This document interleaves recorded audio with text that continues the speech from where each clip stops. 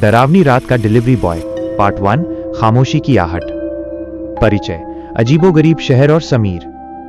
शहर का नाम था श्यामपुरा। दिन में ये बाजार के शोर, ट्रैफिक की गर्जना और लोगों की चहल पहल से भरा रहता था, लेकिन रात होते ही यहाँ की सड़कें एक अजीब और डरावनी खामोशी ओढ़ लेती थीं। श्यामपुरा का इतिहास बहुत पुराना था और यहाँ के लोग मानते थे कि इस शहर की आत्मा कुछ अंधेरे राजों को अपने सीने में दफन किए हुए है। हमारा हीरो है समीर, जिसकी उम्र लगभग 22 साल थी। वो एक स्थानीय पिज्जा चेन फायर एंड चीज में डिलीवरी बॉय का काम करता था। रात की शिफ्ट उसकी पसंदीदा थी, क्योंकि उसे लगता था कि रात की खामोशी में ही वो अपनी दुनिया में खो सकता है। हालांकि रात की डिलीवरी में अक्सर अजीब ग्राहक और सुनसान रास्ते मिलते थे, पर समीर को कभी डर नहीं लगा। वो अपने काम को एक रोमांचक खेल की तरह लेता था। एक खास बात थी श्यामपुरा की, माइनस यहाँ कुछ गलियां और मोहल्ले ऐसे थे जहां कोई भी डिलीवरी बॉय, चाहे वो कितना भी बहादुर क्यों ना हो, जाने से डरता था। इनमें सबसे कुख्यात था वृंदावन एस्टेट। यह शहर के बाहरी इलाके में घने पेड़ों और झाड़ियों के बीच छिपा हुआ एक पुराना, खंडहर हो चुका इलाका था, जहां कभी एक बड़ा सा बंगला हुआ करता था। लोग कहते थे कि उस बंगले में 15 साल पहले एक भयानक घटना हुई थी, जिसके बाद वो जगह वीरान हो गई। डिलीवरी का आखिरी कॉल। वो शुक्रवार की रात थी। घड़ी में रात के 11 बज रहे थे। समीर अपनी आखिरी डिलीवरी करके स्टोर वापस आ चुका था। वो बस अपनी बाइक का इंजन बंद करने ही वाला था कि उसके मैनेजर राहुल ने उसे आवाज दी। समीर, रुको, एक इमरजेंसी कॉल है। ये तुम्हारी आखिरी डिलीवरी होगी, पर ये बहुत जरूरी है। राहुल की आवाज में हल्की घबराहट थी। समीर ने अपनी बाइक से पैर नीचे रखा। हाँ राहुल भाई, क्या हुआ? इतनी रात में कौन है? राहुल ने स्क्रीन पर देखते हुए कहा, वृंदावन एस्टेट से ऑर्डर आया है। एक बड़ा मेगा चीज बर्स्ट और 2 cold drinks. Cash on delivery. ये ऑर्डर पिछले 2 घंटे से पेंडिंग था। कोई डिलीवरी बॉय वहां जाना नहीं चाहता था। समीर ने जैसे ही वृंदावन एस्टेट का नाम सुना, उसके शरीर में एक हल्की सी सिहरन दौड़ गई। उसने बचपन में उस जगह की कई डरावनी कहानियां सुनी थीं, लेकिन वो अपने डर को दिखाना नहीं चाहता था। वो 1 मिनट के लिए चुप रहा, फिर उसने हंसते हुए कहा, राहुल भाई, डरो मत। वृंदावन एस्टेट, ये तो एडवेंचर है। मैं अभी जाकर आता हूं। वैसे भी आज मेरी कमाई थोड़ी कम हुई है। राहुल ने उसे सावधान किया। देख समीर, मजाक नहीं। उस जगह की कहानी सबको पता है। बस पिज्जा दो, पैसे लो और तुरंत वापस आ जाओ। किसी से बात करने की जरूरत नहीं है। फोन ऑन रखना। समीर ने गरम पिज्जा बॉक्स और कोल्ड ड्रिंक का बैग उठाया। डन। उसने अपनी बाइक स्टार्ट की और खामोश स्याह रास्तों की ओर निकल पड़ा। वृंदावन एस्टेट की राह। श्यामपुरा की रात की खामोशी अब समीर को डरावनी लगने लगी थी। जैसे जैसे वो शहर से दूर होता गया और वृंदावन एस्टेट की ओर बढ़ा, स्ट्रीट लाइटें कम होती गईं और चांदनी भी घने बादलों के पीछे छिप गई। रास्ता अब एकदम सुनसान हो चुका था। दाहिनी ओर जंगल था और बाईं ओर सिर्फ बड़े कंटीले झाड़। हवा में अजीब सी ठंडक थी और समीर को महसूस हुआ जैसे कोई लगातार उसका पीछा कर रहा है। उसे अपने पीछे किसी के फुसफुसाने की आवाजें भी सुनाई दी, पर जब वो पीछे मुड़कर देखता तो वहां सिर्फ खाली अंधेरा होता। लगभग 15 मिनट बाद वो वृंदावन एस्टेट के प्रवेश द्वार पर पहुंचा। लोहे का मुख्य गेट जंग खा चुका था और एक तरफ झुका हुआ था। हवा के चलने से गेट बार बार क्रीक की डरावनी आवाज कर रहा था।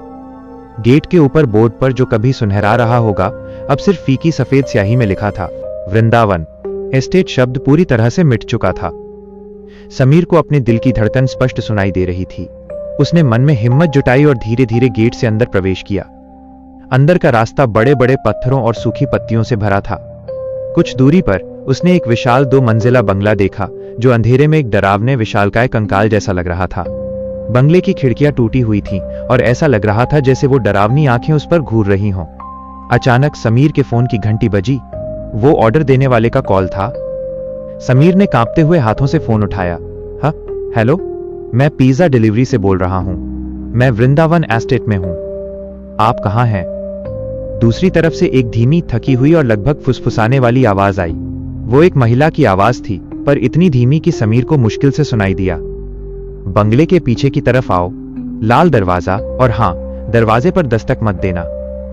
समीर का खून जमसा गया। दरवाजे पर दस्तक मत देना, यह कैसा निर्देश है? लेकिन वो पैसे और डिलीवरी के बारे में सोचकर आगे बढ़ा। लाल दरवाजा और ग्राहक का इंतजार।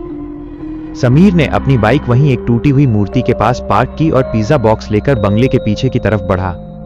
जैसे जैसे वो बंगले के करीब जा रहा था, हवा में मिट्टी, पुरानी काई और किसी पुरानी चीज के जलने की अजीब सी गंध तेज होती गई।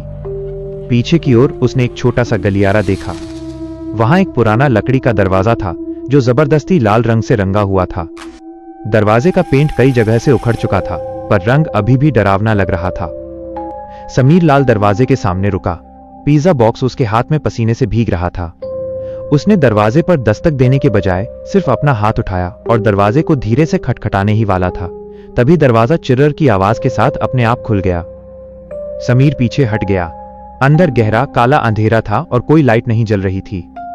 पिज्जा अंदर रख दो, वही फुसफुसाती हुई आवाज अंदर से आई। समीर अब सच में घबरा गया था।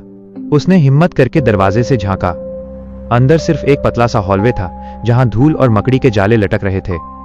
उसे लगा कि वो कोई हॉरर फिल्म देख रहा है। मैडम, ये कैश ऑन डिलीवरी है? पहले पैसे। समीर ने अपनी आवाज को स्थिर रखने की पूरी कोशिश की। अंधेरे में एक परछाई दरवाजे के पास आई। ये एक महिला थी, पर समीर को उसका चेहरा साफ नहीं दिख रहा था। वो घुटने तक लंबा, सफेद और फटा हुआ गाउन पहने थी। उस परछाई ने अपना हाथ बाहर निकाला। समीर की आंखें चौड़ी हो गईं। वो हाथ इतना पतला और सफेद था कि ऐसा लग रहा था जैसे उसमें खून ही न हो। उसकी उंगलियां लंबी और नुकीली थीं। उस हाथ में समीर ने कुछ नोटों की गड्डी देखी। उसने बिना कुछ सोचे समझे पिज्जा बॉक्स और कोल्ड ड्रिंक्स महिला के हाथ में थमा दिए। उसका मकसद अब सिर्फ वहां से जल्द भागना था। जैसे ही महिला ने पिज्जा लिया, उसने समीर की हथेली पर पैसे रखे। उस महिला का हाथ इतना ठंडा था कि समीर को लगा जैसे किसी ने उसकी हथेली पर बर्फ रख दी हो। समीर ने पैसे गिने भी नहीं, बस अपनी जेब में ठूंस दिए। वो तेजी से पीछे मुड़ा और भागने लगा। अचानक उसने अपने पीछे से एक आवाज सुनी। ये महिला की आवाज नहीं थी। ये एक गहरी, मर्दाना और बहुत ही क्रूर हंसी थी। तुम्हारे लिए एक और चीज है, पिज्जा बॉय। समीर जहां था वहीं जम गया। उसका दिल जोर से धड़क रहा था। उसने डरते डरते धीरे से मुड़कर लाल दरवाजे की ओर देखा। दरवाजे के चौखट पर अब वो महिला नहीं थी। वहां एक लंबा, हट्टा कट्टा आदमी खड़ा था जिसके चेहरे पर क्रूर मुस्कान थी। उसकी आंखें अंधेरे में भी लाल चमक रही थीं। उस आदमी के हाथ में एक चमचमाती हुई छोटी सी लोहे की चेन थी, जिसके सिरे पर एक पुराना छोटा सा पीतल का चाबी का गुच्छा लटका था। आदमी ने धीरे से उस गुच्छे को जमीन पर फेंका। ये एक टिप है, इसकी जरूरत तुम्हें बहुत जल्द पड़ेगी। जैसे ही चाबी का गुच्छा जमीन पर गिरा, लाल दरवाजा तेजी से बंद हो गया, इतनी जोर से कि पूरे बंगले में उसकी गूंज सुनाई दी। समीर बिना एक पल भी गंवाए अपनी बाइक की ओर भागा। उसने चाबी का गुच्छा उठाया और उसे अपनी जेब में डाल लिया। बाइक स्टार्ट करने से पहले उसने एक बार फिर उस बंगले की ओर देखा। ऊपर टूटी हुई पहली मंजिल की खिड़की में उसने एक पल के लिए दो छोटे बच्चों की परछाइयां देखी जो उसे देखकर हंस रहे थे। समीर ने बाइक को पूरी स्पीड से भगाया और एक भी पल रुके बिना वो वृंदावन एस्टेट के अंधेरे को पीछे छोड़कर शहर की ओर भागा। अगली सुबह, रहस्यमय चाबी। अगली सुबह समीर स्टोर पर पहुंचा। रात की घटना उसके दिमाग में अभी भी घूम रही थी। उसने रात के पैसे गिने। पिज्जा की कीमत 950 रुपए थी और उसने जेब में 2000 रुपए के नोट गिने। उसे 1050 रुपए ज्यादा मिले थे, एक बहुत बड़ी टिप। उसे तुरंत उस आदमी की बात याद आई। ये एक टिप है। उसने अपनी दूसरी जेब से वो पीतल का चाबी का गुच्छा निकाला। गुच्छे में सिर्फ एक छोटी, बहुत पुरानी चाबी थी। चाबी के हैंडल पर एक छोटा सा, लगभग मिट चुका निशान बना हुआ था, एक छोटी सी आर की आकृति। समीर को लगा कि यह चाबी किसी पुरानी अलमारी या बक्से की होगी। वो इसे फेंकने ही वाला था कि उसे एक और बात याद आई। कल रात जब उसने ऑर्डर लिया था तो उसने डिलीवरी नोट पर ग्राहक का पता देखा था। Vrindavan estate, plot number R4, R4 और चाबी पर बना आर का निशान। क्या यह कोई संयोग था? वो अभी भी यही सोच रहा था कि उसका फोन बजा। वो राहुल का कॉल नहीं था, ये एक अज्ञात नंबर था। समीर ने फोन उठाया। हेलो। दूसरी तरफ से वही धीमी फुसफुसाती हुई महिला की आवाज आई। समीर, तुमने मेरा पिज्जा पहुंचा दिया। शुक्रिया। समीर का दिल फिर से धड़कने लगा। आप कौन हैं? कल रात, महिला की आवाज में अब दहशत और उदासी थी। तुमने वहां से एक चाबी ली है, वो चाबी मुझे बचा सकती है। वह उस कमरे की चाबी है जहां मेरा बेटा बंद है। समीर ने घबरा कर चारों ओर देखा। मैं कुछ नहीं समझ रहा हूं। कौन सा कमरा? कौन है आप? मेरा नाम रश्मि है।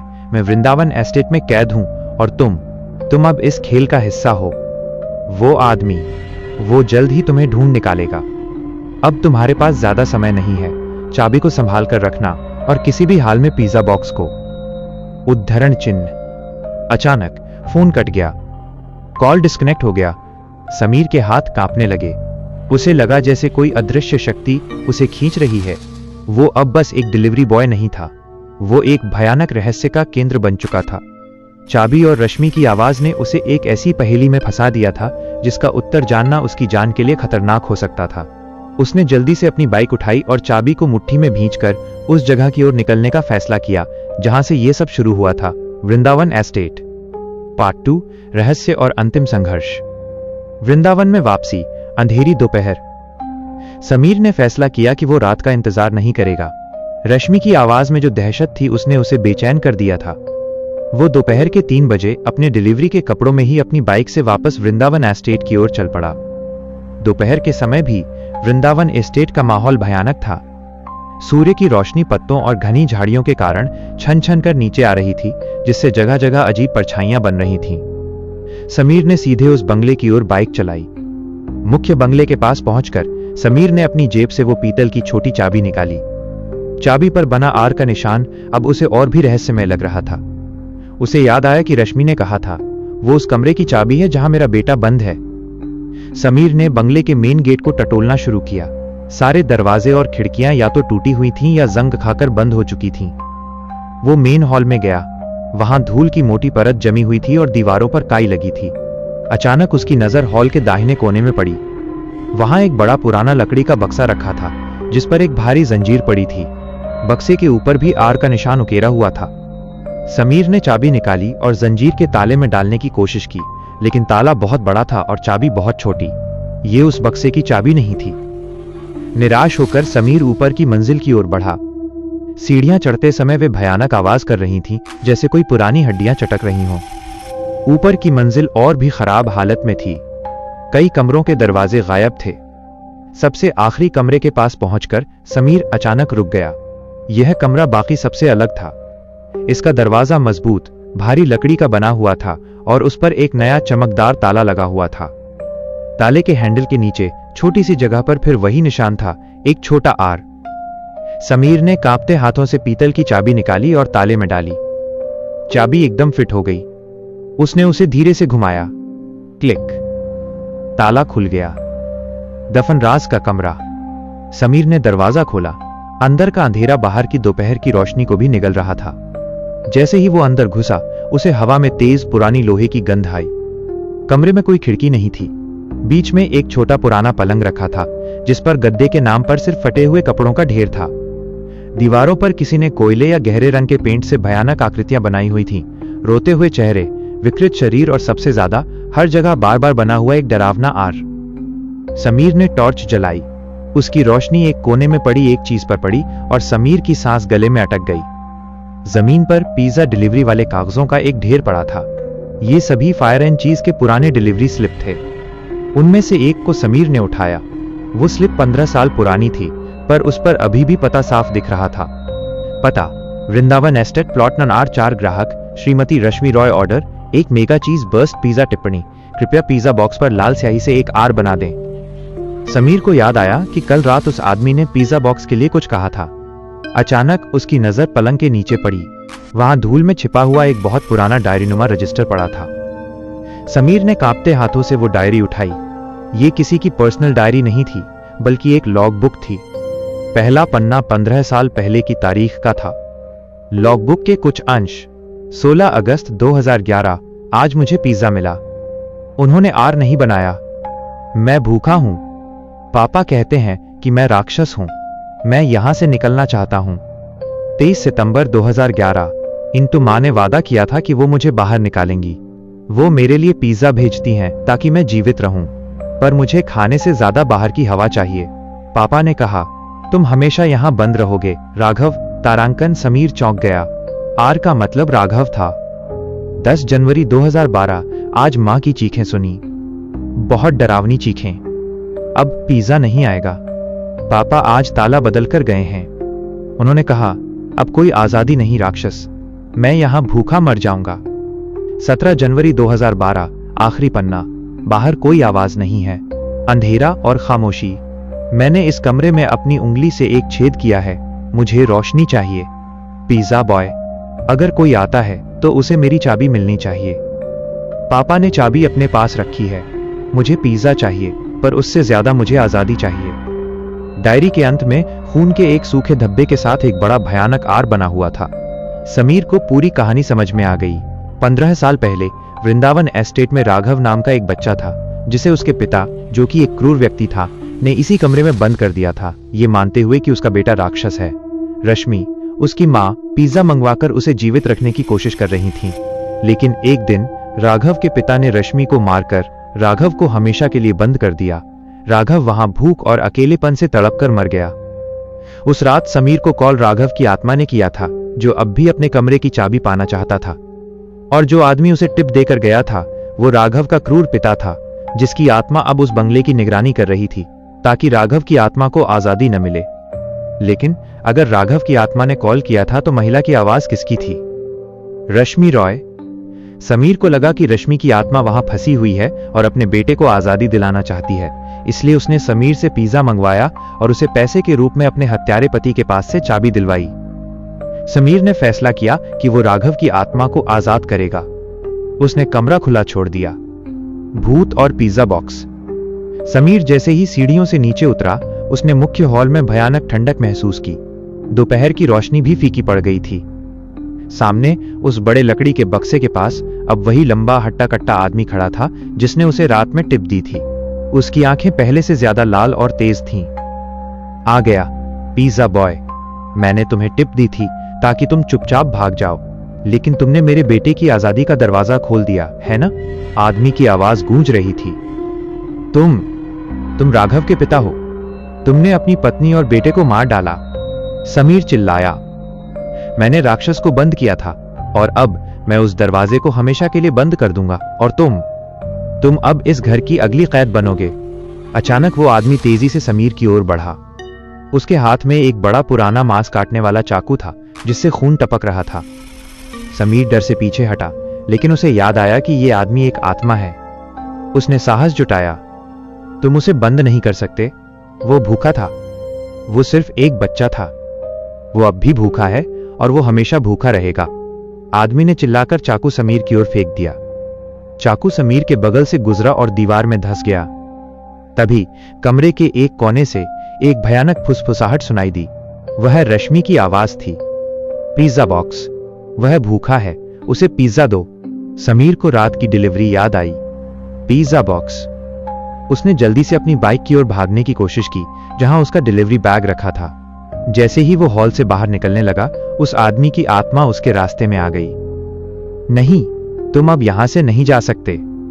आदमी ने भयानक हंसी के साथ समीर का गला पकड़ने की कोशिश की। समीर तेजी से झुक गया और दरवाजे से बाहर निकल भागा। बाहर उसने अपने बैग से खाली पिज्जा बॉक्स निकाला। ये वही बॉक्स था जो उसने पिछली रात दिया था। समीर ने खाली बॉक्स को बंगले के मुख्य दरवाजे के सामने जमीन पर फेंक दिया। ये लो तुम्हारा पिज्जा, राघव, और ये तुम्हारी आजादी है। जैसे ही बॉक्स जमीन पर गिरा, बंगले के अंदर एक भयानक चीखने की आवाज आई। यह आवाज राघव के पिता की थी। नहीं, मेरा पिज्जा, वो पिज्जा मेरा है, मैं भूखा हूं। अचानक राघव के पिता की आत्मा बॉक्स की ओर तेजी से खींची चली गई। वो हवा में पिघलने लगा, जैसे किसी शक्तिशाली वैक्यूम क्लीनर में खींच रहा हो। वह पिज्जा बॉक्स के ऊपर झपटा। एक क्षण के लिए बॉक्स भयानक रूप से चमक उठा। अंदर से एक चीख निकली और फिर सब कुछ शांत हो गया। पिज्जा बॉक्स जमीन पर पड़ा था। समीर ने डरते डरते दरवाजे से झांका। राघव के पिता की आत्मा जा चुकी थी।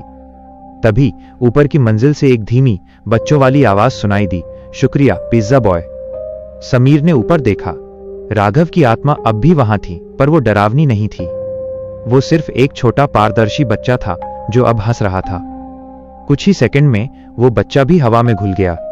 वृंदावन एस्टेट की वो भयानक ठंडक धीरे धीरे कम होने लगी और दोपहर की धूप वापस आ गई। रश्मि और राघव की आत्माओं को आजादी मिल गई थी। सवेरा और नई शुरुआत। समीर ने वो पीतल की चाबी जमीन पर फेंक दी। अब उसकी कोई जरूरत नहीं थी। वो चुपचाप अपनी बाइक पर बैठा और उस भयानक जगह को हमेशा के लिए छोड़कर चला गया। अगले दिन समीर ने फायर एंड चीज की नौकरी छोड़ दी। वो समझ गया था कि कुछ राज ऐसे होते हैं जिन्हें छेड़ना नहीं चाहिए। उसने कभी भी किसी को वृंदावन एस्टेट की कहानी नहीं सुनाई। हालांकि हर महीने की 17 तारीख को जब वो शहर की किसी भी रात की खामोश सड़क से गुजरता था तो उसे कभी कभी हवा में हल्की सी पुरानी लोहे और मिट्टी की गंध आती थी, और उसे हमेशा याद रहता था कि उसने सिर्फ एक पिज्जा डिलीवर नहीं किया था बल्कि 2 फंसी हुई आत्माओं को मुक्ति दिलाई थी। श्यामपुरा की रातें अब भी खामोश थीं, पर समीर के लिए उस रात की डिलीवरी ने हमेशा के लिए पिज्जा बॉय की नौकरी का अर्थ बदल दिया था। कैसा लगा आपको ये भयानक सफर? हमें कमेंट्स में जरूर बताइए कि आपको कहानी का कौन सा हिस्सा सबसे ज्यादा डरावना लगा। अगर आपके रोंगटे खड़े हुए हों तो इस वीडियो को लाइक करें और ऐसी ही अनसुनी, रहस्यमय और डरावनी कहानियों के लिए अपने चैनल स्टोरी टेलिंग को सब्सक्राइब करके बेल आइकॉन दबाना बिल्कुल न भूलें। हम फिर मिलेंगे अगली रात एक नए डर के साथ। तब तक के लिए अपना ध्यान रखिए।